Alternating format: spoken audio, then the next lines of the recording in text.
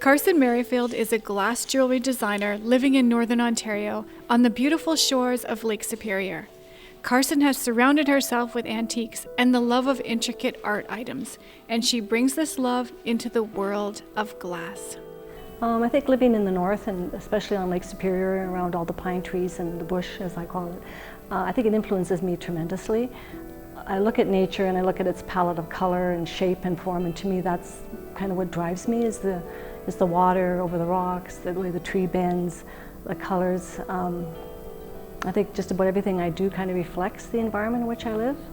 Initially a stained glass artist for over 20 years, Carson has now moved into kiln and torch work. To me, it's about beauty. I'm not a political artist. I really want people to look at things and smile. I want them to feel it and say, oh, that feels good. So it's more about a labor of love. And glass is so, it's just a fun medium to work with because it's very ephemeral. Like, it's hard to pin down sometimes, and it has a life of its own. Carson's designs break with traditional glass jewelry. They are art forms, necklaces, pendants, bracelets, and earrings, all worlds unto themselves. I have a few templates I've designed myself. I design the tree, and then I often make a little template of it, then I put it on top of the glass, and then I cut it with a bandsaw. It's a diamond blade. So sometimes I'll be cutting and lop off an arm, but that's okay. It just becomes more, a storm went through, so it lost part of itself. But no, I always cut them individually. So they're all unique and they're all different. Carson's use of antique buttons, mainly from the 1800s, and other antique objects make her jewelry truly original. Her collection combines her love of these miniature pieces of art with the fluidity of glass.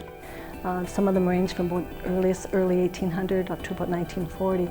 So I didn't know what to do with them because, you put them on as a brooch once in a while, but so I decided one day, I'm going to put them in glass and give them a new life because they're kind of lost in a box. So I started matching glass and shape, and then with a certain button, so I put the two together. So that kind of started that whole vintage collection off with incorporating antique buttons in it. Various techniques are used in the creation of the art pieces. The glass may be cut, ground, drilled, or sawed, somewhere in the process before or after being placed in the kiln.